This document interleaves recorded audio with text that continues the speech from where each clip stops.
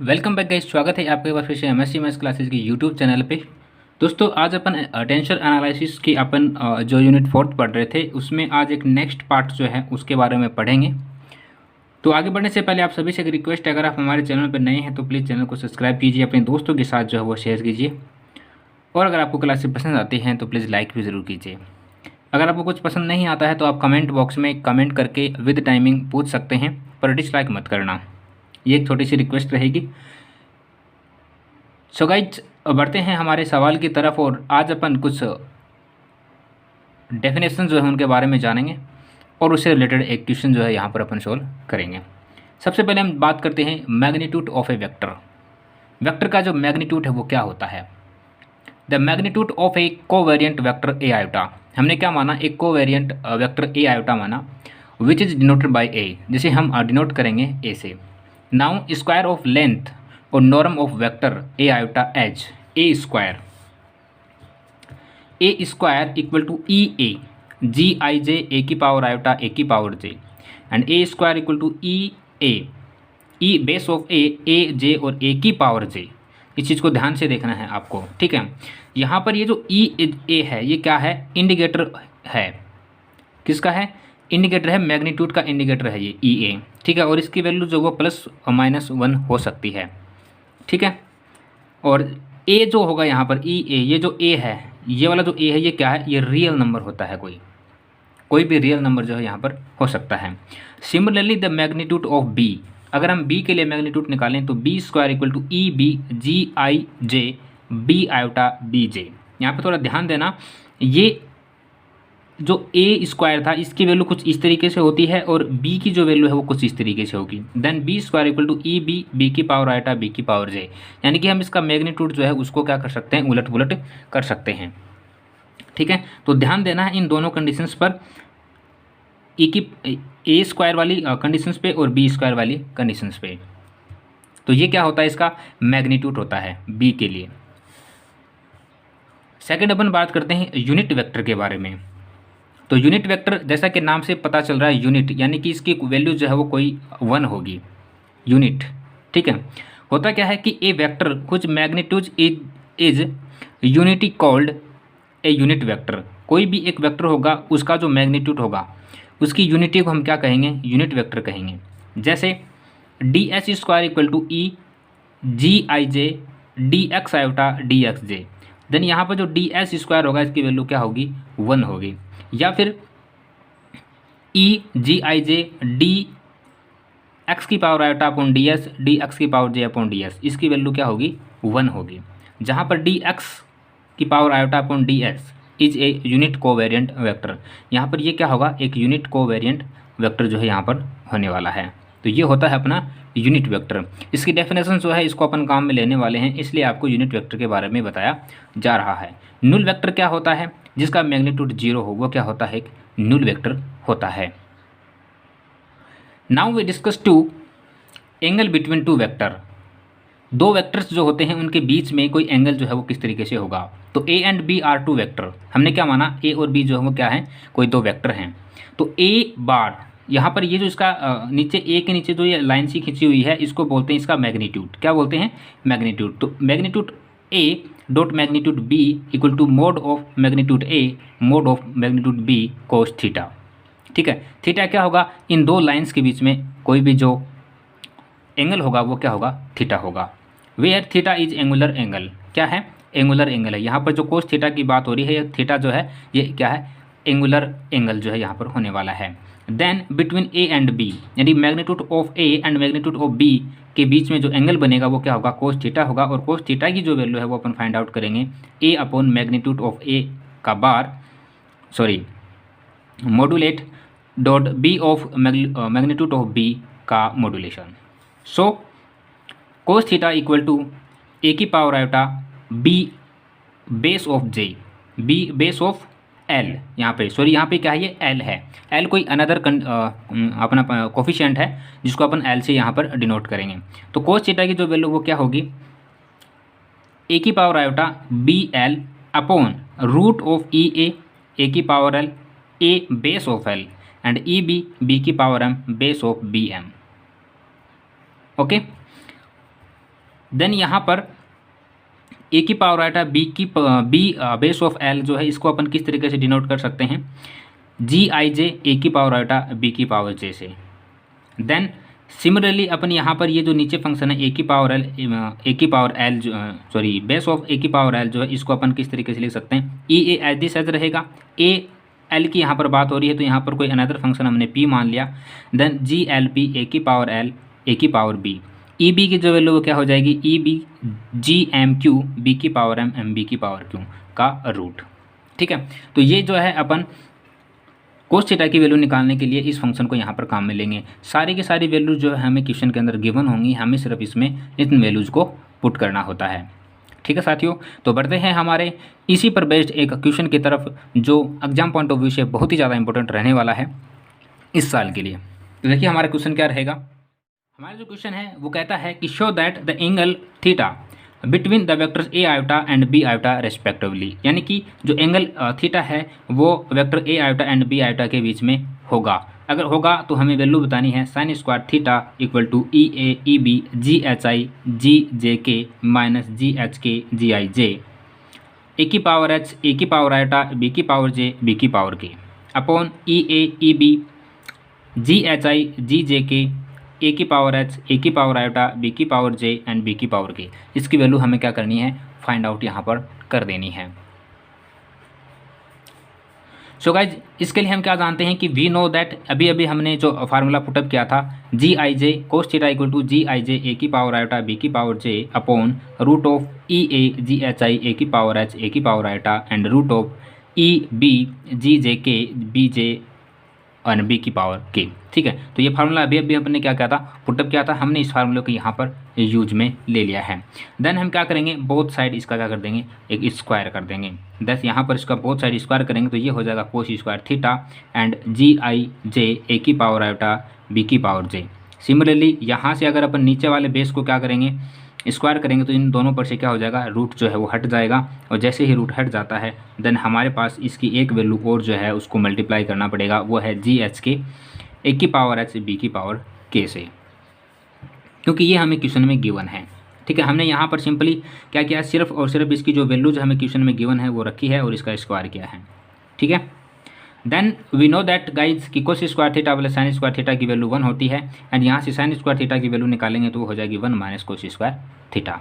सो यहाँ से अपन क्या कर सकते हैं, 1 माइनस, यहाँ पर आपको कोस स्क्वायर थीटा की जो वैल्यू दिख रही है वो हमने यहाँ ऊपर निकाल ली है, इसकी वैल्यू यहाँ पर रख देंगे कोस स्क्वायर थीटा की। तो यहाँ पर ये जो वैल्यू आपको दिख रही है इसको हमने एज दी सेज यहाँ पर रखा है और इसको करेंगे थोड़ा सा solution.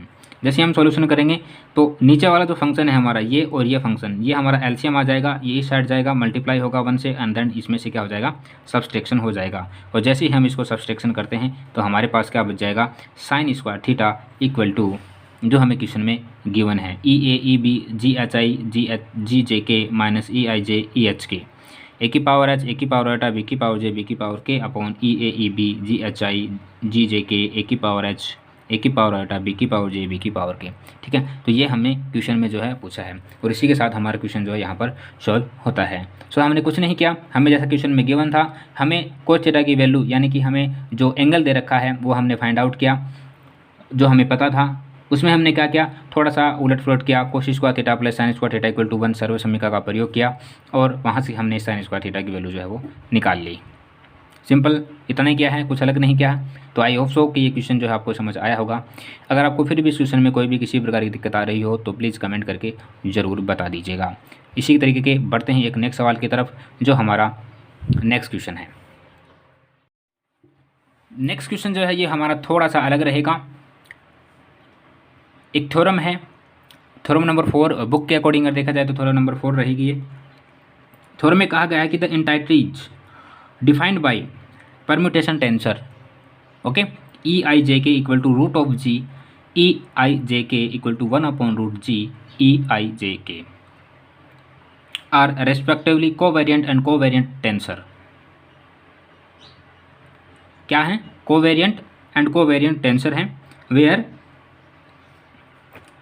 E I J K, यहाँ पर ये जो ई आई जे के आपको दिख रहा है is a permutation symbols and G is the determinant of the matrix tensor G I J. ठीक है, ये क्या इसका डिटरमाइंड है, तो अपन इसको करते हैं फटाफट से सॉल्व। सो गाइज हमें गिवन है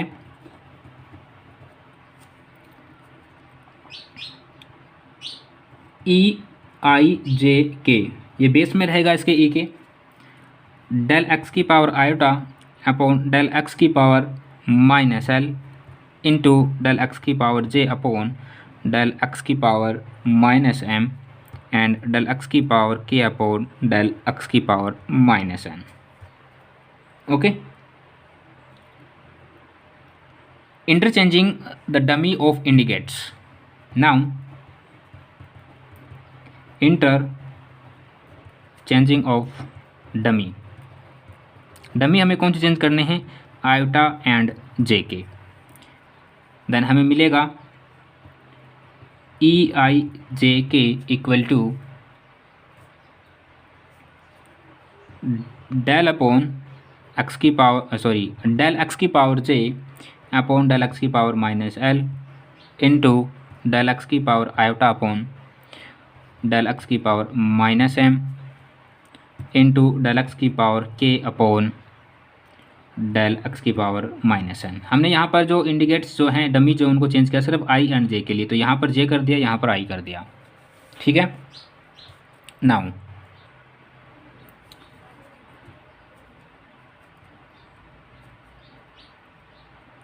अब इस इक्वेशन में हम क्या करेंगे? Now change of dummies. कौन से डमीज को चेंज करेंगे? एल एंड एम को. तो यहाँ से देखना एल एंड एम को डमीज जो उनको चेंज करेंगे तो माइनस ई आई जे के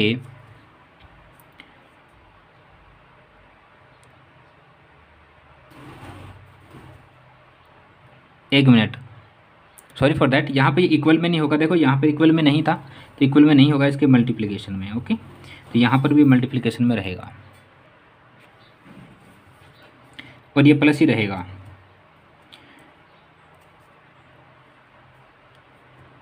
सो नाउ यहाँ से क्या करेंगे हम? डमीज एल और एम को चेंज करेंगे तो हमारे पास मिलेगा डेल एक्स की power iota upon del X की power minus M into del X की power J upon del X की power minus L into del X की पावर के अपॉन डेल एक्स की पावर माइनस एन. नाउ इसका हम निकालेंगे स्क्यू साइमेट्रिक. Skew symmetric. ठीक है. स्क्यू साइमेट्रिक किसके लिए अप्लाई करेंगे? ई आई जे के लिए. देन हमें यहाँ से क्या मिलेगा?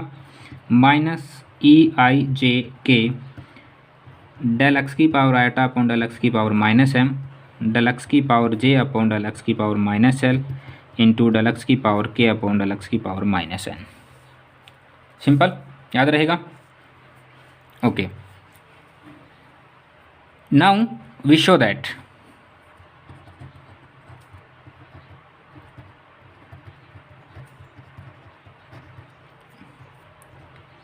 ई I J K del X की power iota upon del X की power minus L into del X की power J upon del X की power minus M into del X की पावर के अपॉन डेल एक्स की power minus N is a skew symmetric.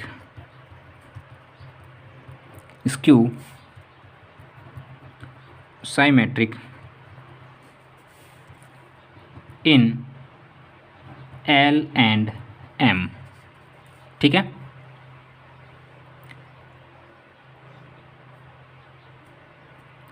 Similarly, it can be shown that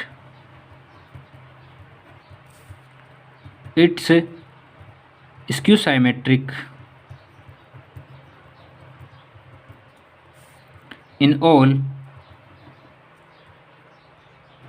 L, M and N. यानी कि अगर हम L and M के लिए निकालेंगे तो जाहिर सी बात है वो एन के लिए भी होगी, और जब एन के लिए होगी तो वो सभी के लिए स्क्यू साइमेट्रिक हो सकती है. जाहिर सी बात है. तो हम इसको किस तरीके से डिनोट करेंगे? ई I J K del X की power iota upon del X की power minus L into del X की power J upon del X की power minus M del X की पावर के अपॉन डेल एक्स की power minus N. और हम इसको लिख सकते हैं E L M N into del X की power R upon del X की पावर माइनस एस। इसको हमने कोई नाम दे दिया question number first, in case ज़रूरत पड़ी तो अपन देख लेंगे। Now by covariant law, now by covariant law, ठीक है, यहाँ पर कोवेरिएंट की बात हो रही थी इसलिए हमने कोवेरिएंट लॉ जो उसको काम में लेंगे। क्या होता है, G I J D X की पावर आयोटा डी एक्स की power J equal to G bar P Q del X की bar P into del X bar Q. ये बार है ना कि माइनस है, इस चीज़ को ध्यान रखना है। ओके, इसको हम किस तरीके से दिखा सकते हैं, G I J del X की power iota upon del X की power P into del X की power J upon del X bar Q equal to G bar P Q. दिखा सकते हैं या नहीं दिखा सकते हैं, बताइए भाई, दिखा सकते हैं ना? तो बस यही किया हमने। ओके, नाउ हम इसका निकालेंगे मॉड्यूलेशन, क्योंकि यहाँ पर मॉड्यूलेशन की हमें बात की गई है, तो मॉड्यूलेशन निकालेंगे तो G bar P Q equal to modulation of del X iota upon del X bar P and modulation of del X J upon del X bar Q and modulation of G I J. सही है, इसको हम दिखा सकते हैं G bar equal to del X की power R and del X की power minus S into G. इसको हमने कोई नाम दे दिया क्वेश्चन नंबर 2। कोवेरिएंट लॉ जो उसको काम में लिया है, कोवेरिएंट लॉ की डेफिनेशन से हमने इन चीज़ों को इस तरीके से दिखाया है। सिंपल से हमने यहाँ पर ये काम किया है। द कोऑर्डिनेट सिस्टम, हमारा जो कोऑर्डिनेट सिस्टम है एक्स की पावर आयोटा, ठीक है, उसके लिए जो हमारी आइडेंटिटी होगी ई आई जे के, उसको हम किस तरीके से डिनोट करेंगे, the coordinate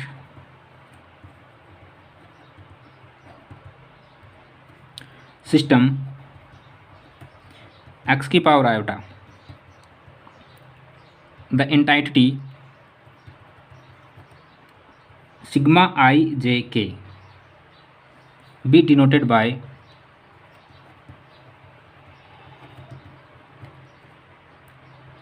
sigma L M N bar. Okay, then यहाँ पर ये जो sigma bar L M N की जो वैल्यू होगी वो क्या होगी, root of G sigma E L M N, ठीक है। इसको हमने कोई नाम नहीं दिया question number 3। Now we equation using और इक्वेशन ऑफ 2 एंड 3, थोड़ा सा ध्यान देंगे तो यहाँ पर आपको किसी चीज़ की वैल्यू मिलेगी और वो वैल्यू हम यहाँ पर पुटअप करेंगे। Using equation 2 and 3 sigma L M N bar equal to modulation of del X की power R upon del X की power minus S root of G E L M N. Okay, now using equation first, equation first से हम क्या बताएंगे, sigma L M N bar equal to root of G and this की value, इसकी value क्या रखेंगे अपन, sigma I J K del X की power iota upon del X की power minus L into del X की power J upon del X की power minus M into del X की पावर के अपॉन डेल एक्स की power minus N. ठीक है, हमने क्या रखा, सिंपल सी वैल्यू रखी है। नाउ ये जो पूरा फंक्शन है ये किस चीज़ के बराबर होगा, sigma I J K del X की power iota upon del X की power minus L del X की power J upon del X की power minus M del X की पावर के अपॉन डेल एक्स की power minus N. Covariant law के definition से हमने ऐसा इसको कर दिया है। सो यहाँ पर आपको एक चीज़ पता चलेगी कि सिग्मा आई जे के जो है ये क्या है, एक थर्ड ऑर्डर कोवेरिएंट टेंसर है, थर्ड ऑर्डर कोवेरिएंट टेंसर। ठीक है भाई, तीन फंक्शन इसमें एक्स आई और जे, सॉरी आई जे के और के, या फिर एल एम और एन, तो ये क्या हो गया अपना थर्ड ऑर्डर कोवेरिएंट टेंसर यहाँ पर हो गया है। ऑल्सो हम क्या कर सकते हैं, जैसा हमने यहाँ पर ये प्रैक्टिकल किया है, सेम यहाँ पर अपन e की power l m n and e base of l m n, ठीक है, और e की power minus i j k and e base of i j and k के लिए भी बता सकते हैं, ठीक है। देन यहाँ पर फर्स्ट अपन बात करें e की पावर l m n, तो उसकी वैल्यू हमें मिलेगी 1/√g e की पावर l m n। तो इसकी जो वैल्यू है वो हमें क्या मिलेगी, मॉड्यूलेशन ऑफ डेल x की power r upon del x की पावर माइनस s e की power l m n upon √g, ठीक है। यहाँ पर ये कैसा आया, हमने यूजिंग किया था इक्वेशन नंबर 2 से, ठीक है। और ये जो वैल्यू अपन क्या करेंगे, इक्वेशन नंबर फर्स्ट में पुट करेंगे, इक्वेशन फर्स्ट में पुट द वैल्यू, ठीक है। देन हमें यहाँ से मिलेगा 1/√g e की power minus i j k del x की power l into del x की power m into del x की power n upon del x की पावर आयोटा डेल x की power minus j and del x bar k, ठीक है। ये value हमें यहाँ पर मिलेगी। और अगर ऐसा हमें मिलता है तो हम बोल सकते हैं e की power l m n equal to sigma of i j k, ये होगा स्क्यू साइमेट्रिक से। देन x की power l upon del x bar iota into del x की power m upon del x bar j into del x की power n upon del x bar k, ठीक है। तो यहाँ पर आपको एक फंक्शन जो है वो दिख रहा होगा, sigma of l m n is a covariant tensor,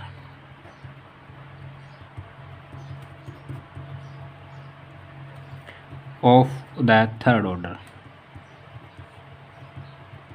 ठीक है। और यही हमें क्या करना था, प्रूफ करके बताना था। सो गाइज आपको क्वेश्चन जो है वो समझ आया होगा। के बावजूद भी अगर आपको क्वेश्चन समझ नहीं आया है तो आप क्या करेंगे, बुक की हेल्प ले लेना थोड़ी सी, ठीक है। यहाँ पर अगर कोई टर्म्स को मैंने सीधा लिख दिया है तो आपको बुक की हेल्प ज़रूर ले लेनी है, ठीक है साथियों। तो आज के लिए इतना ही रखते हैं। और इतना ही रखने के साथ साथ मैं आपको एक सूचना भी देना चाहूँगा, वो ये कि आपकी यूनिट 4 जो है वो पिछले 10 साल के पेपर एनालिसिस के आधार पर कंप्लीट होती है। ये जो पेपर है, ये जो क्वेश्चन है, ये 2010 में पूछा गया था आपसे, ठीक है। ये कब पूछा गया था, 2010 में आपसे पूछा गया था। इस चीज़ को ध्यान रखना है। और इसी के साथ आपकी यूनिट 4 जो वो कंप्लीट होती है। सो आज के लिए इतना ही रखते हैं। Thank you so much. हंसते रहिए, मुस्कुराते रहिए, और ख़ास बात अपनों से सावधान रहिए।